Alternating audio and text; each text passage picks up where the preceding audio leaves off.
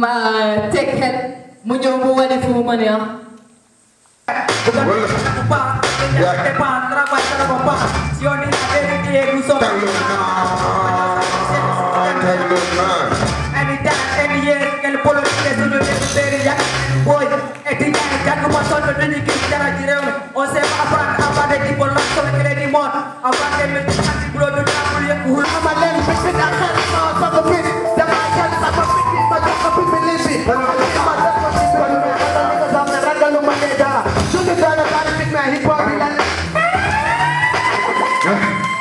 ya video bayu tu di mai geram sama gerai video yang mai tege wa belak anda tege belak anda buba apa di tege ni sudah mulai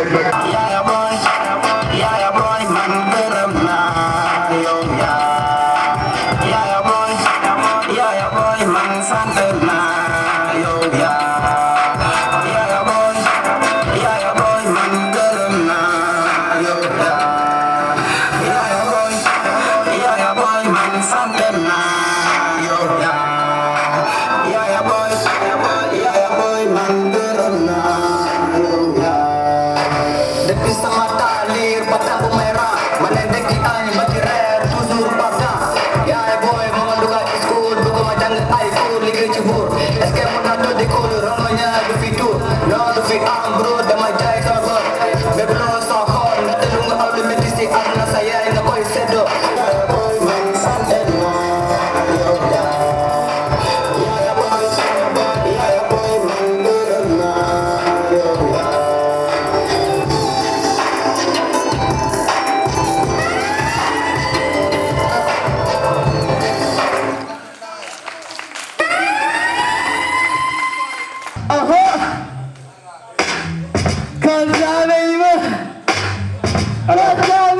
Merci beaucoup. Merci beaucoup, le groupe Techno Nice. Merci DJ. Alors, ake fat dañuy doxantu diwaanu Lokisi Lokisi. si ki doo fekk fa beneen daanana muy Techno Nice muy def lu cool. Il se nomme tout simplement Rosette bu Harlem City. Alors tout de suite et maintenant nous appelons Rosette bu Harlem City sur scène. S'il vous plaît, Maïlen Loho Rosette bu Harlem City. Un tonnerre d'applaudissements pour lui. Donc je pense que dajale 1 million wala dajale 600 000 700 000 francs jël gaal dem ba ci yoon gaal bi toj wala sinon nga dee ci yoon je pense que tey jëloon xaas boobu investir ko fi liggéey ko fi mën na la jëriñ mën na la jural donc yoon bi métti na gudd na donc am na ay jafe-jafe yu bëri nga xamante boo jëlee yoonu désert bi lu nekk ngay daj ñu lay jàpp di la tëj yeneen ak yeneen donc maa ngi ñaan tamit ay ONG wala ay projets yu mel ni FIDEX franchement ñu def ay jéego taxawale entreprise yi nga xamante ne xale yi dinañ fi mën a liggéey amal seeni ñàkk bopp merci beaucoup DJ ba pare ñu dem.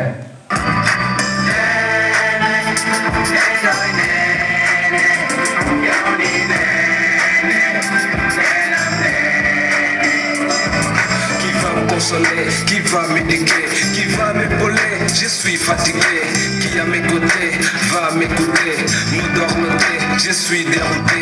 femme éternelle, les jours à venir, toi maternelle, tu vas me revenir, épouse demoiselle, dans mon avenir, la voix la plus belle, viens me soutenir, dame généreuse, dame victorieuse, reine glorieuse, chère amoureuse, toi la merveilleuse, merveilleuse, toi la merveilleuse, merveilleuse. Reto bidoma, alaya foma, alaya foma, alaya foma, alaya foma, reto bidoma.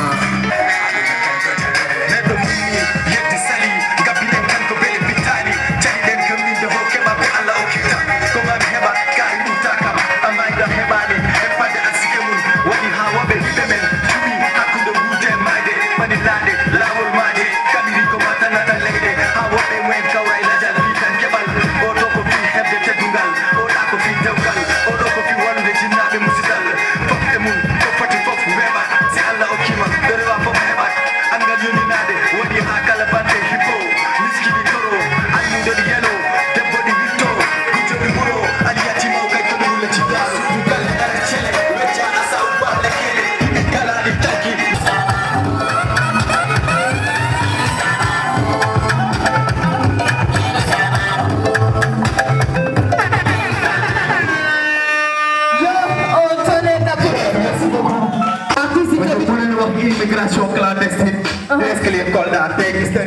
parents yu bëri yu jógee ci àll bi dañuy emprunter chemin bi soit ñu jël mer soit ñu jël désert bi ñu dem di dee ñi nga xamante ne ay ati at génn nañ seen kër tey seen pap seen yaay xamuñu fan la ñu nekk donc il est important aussi que ñu ngi ñaan wax fi nekk seen responsable yi ñu def ay jéego nga xamante ne xale yi dañ fi mën a toog liggéey bi amal njëriñ seen waajur.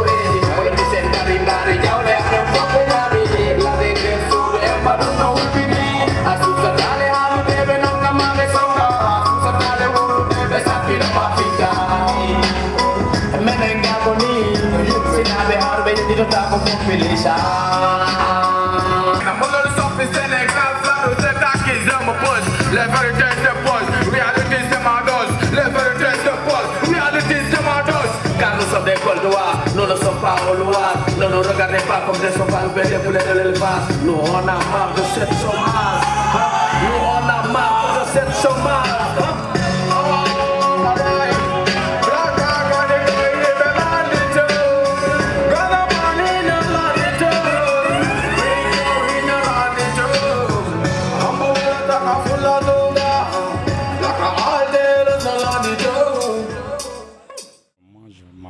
Mamoudou Diassi, je suis du Sénégal, plus précisément dans la région de Kolda, ici au quartier Bounakan. Je suis un migrant de retour de la Libye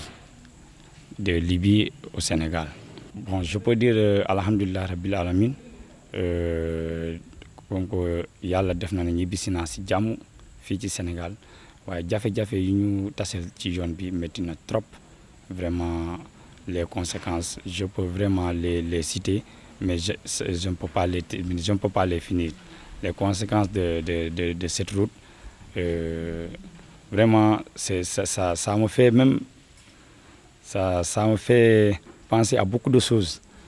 Et ça m'affaiblit encore en parlant, parce que quand je parle, déjà, je me sens une autre personne, parce que la route là, vraiment, baaxul yoon bi benen affaire la boo xoolee yoonu Libye boo jógee Sénégal tey nga dem Mali tu te dis que tu es sénégalais yow pour toi tu vas te comporter comme si que le Sénégal la manière dont nous vivons ici c'est ce même vie que les autres vivent, les autres pays. C'est ça que tu vas croire. Mais dès que tu sors dans le Sénégal, ton pays d'origine, tu pars à Mali et tu trouves une autre vie. Vraiment, bon, loolu dalay bett day doon kaas yow nga jaaxle trop parce que déjà ku ma newoon man jaasi bi may dem ci yoon bi ku ma newoon Mali parce que daanoon naa dégg Mali vraiment foofu moom ils sont gentils envers les Sénégalais parce que c'est un pays frontalier bi ñu duggee foofu ma gis ni ñuy tenir Sénégalais ak ni ñu leen di toroxale vraiment man affaire bi daf ma étonné et ça m'a dépassé même ma ne non peut-être Maliens ñoo mel noonu après ñu jóge Mali demaat Burkina Faso ça devient de plus en plus difficile, de plus en plus dur. méttoon na trop si ñun et puis je pense que biñ yéegee kii nan lañ ko sax encore Mali et kii Burkina dañ doon am yaakaar ne Burkina Faso moom mooy tane mais Burkina Faso avec les postes de police là ils nous fatiguent tellement dañuy sonal ils nous demandent de l'argent comment dire une somme de 10 000 francs ou 15 000 francs si tu n'en as pas ñu wàccee la ci oto bi ñu ne la non doo jàll fii ngay toog ñu jël la boo fayul parfois ñu sànni la ci yoon bi doo am sax li ngay lekk tu n'auras rien ñu nangu sa xaalis yëpp doo am li ngay lekk au finish ñu jëlaat la dugal la ci prison yi ñu tëj la fa donc dafa xaw na métti trop loolu yëpp da nga koy jànkonteel da ngay gis ku ñu wàcc ñi ñu wàccee si yoon bi ñu ngi leen di torturer sànni leen foofu du ñu am lu ñuy lekk ils n'auront rien de quoi à manger ni de rien de quoi à boire aussi comme de l'eau vraiment mu métti lool si ñoom da nga leen di gis sax nga xalaat est-ce que yow loolu doo dellu ou pas mais le courage est là ñu tenir suñu courage bi ñuy gën a avancer buñ jógee Burkina Faso ñu ne foofu coono bi jeex na ñu demaat Niger et vraiment Niger moo gën a métti boo yaakaaree ni coono bi ci Burkina la yem nga ne déedéet boo demee Niger boobu foofu mooy gën a métti ñu demaat encore Niger gars yi di ñuy jéem a teg ay deal da ngeen di fay xaalis pour ngeen mën a egg Agadez foofu mooy point de départ bi pour Sahara bi après des ki dem Libye métti woon na trop yoon jafe-jafe yi fa nekk wax dëgg na fa yàlla bu ma toogee fii bu ma taxee sax di ko wax du ma ko jeexal loo xalaat lu ne loo xam ne c'est des risques yoon bi nii vraiment mënuñ taxaw fii di wax lépp risques yi fa nekk daf ñoo bëri boo xoolee tey di nga dem ba ñàkk sa ngor ta dignité tu vas la perdre parce que la yoon bi souffrance rek la dafa métti ngay dem boo eggee Niger dañ lay embarquer pour yóbbu la Agadez boo eggee ak kii balaa ñu lay embarquer d'abord dañ lay chantage da ngay fay tant de francs 25 000 ou bien 27 500 francs ñu naan la loolu da lay arrivé nga fay loolu tamit ñu teg la di doo yegg après ñu dem miine la jaay la bu yàlla defee tamit nga dem egg Agadez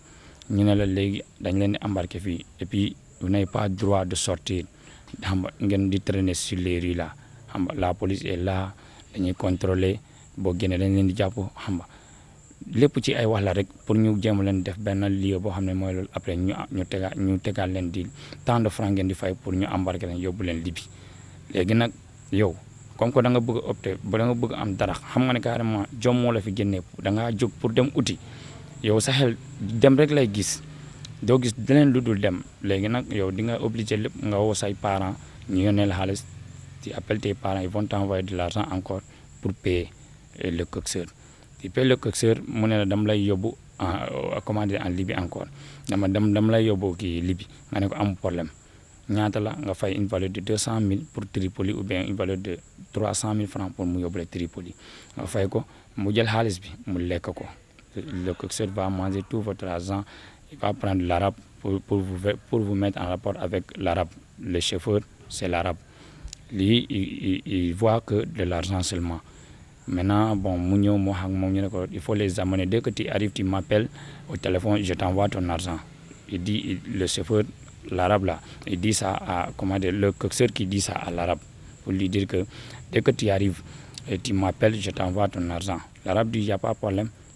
il a confiance il va prendre les passagers les migrants il va les amener jusqu'au milieu du Sahara il va appeler le chauffeur quand le chauffeur commence à donner certaines explications il va jeter ces humains là-bas mu sànni leen foofu en plein désert ils n'auront rien à manger et lui il s'en va avec sa voiture tout le monde malgré vous n'avez pas voyagé dans le Sahara mais on voit ça à la télé l'écran il y a rien dans le Sahara il y a pas d'herbe il y a rien le Sahara c'est comme ça c'est nu il y a rien ces humains là il va les jeter là-bas ils n'auront rien de quoi à manger ni de quoi à boire dañuy dem ba lan moo leen de c'est la mort qui arrive dañuy dee foofu ñëpp après loolu beneen risque la te boo xoolee foofu tamit mën nañ la yóbbu ba biir Libye sax encore mu jaay leen il peut vous amener jusqu'en Libye il appelle votre coxeur le coxeur va lui donner des explications pour lui dire que non il faut attendre demain ou après l'arabe n'a pas de temps il n'a pas le temps d'attendre ça maintenant il va vous amener directement il va vous vendre esclavement il va vous vendre dans des prisons et puis prison Libye dafa métti c'est très difficile là-bas les prisons de la Libye là c'est difficile dafa métti bu ñu leen dugalee ci prison encore ils vont vous taxer, ils vont vous demander encore une somme pour que tu sors. Donc quand tu n'as pas cette somme là, chaque jour ils vont te torturer pour que tu payes. Quand tu ne payes pas chaque jour, ils ne vont pas donner de quoi manger et ils vont te frapper vraiment. Cause pour laquelle je dis que quand je parle, je sens quelque chose sur moi-même. Cause pour laquelle, pour vraiment parler beaucoup là, ça me fatigue. Et puis, l'appel que je lance pour la population, l'appel que je lance pour mes camarades, mes parents, ils n'ont qu'à se méfier de l'immigration illégalement. Vraiment, je ne peux pas dire qu'il ne faut pas voyager, mais il faut voyager légalement. Le voyage, on ne peut pas empêcher. Le voyage, c'est comme si c'est des études. C'est bon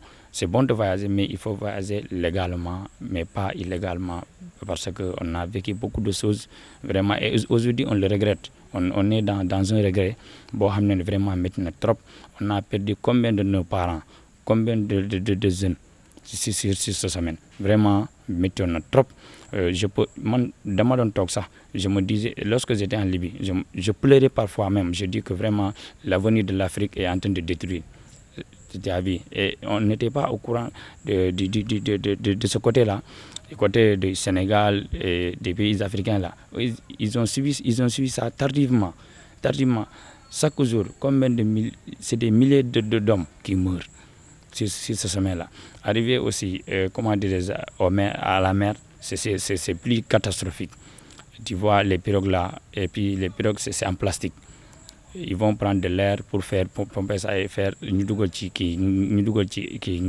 faire ça. On pompe ça après ñu gonfle ko ngeen toog ci biir gaal bi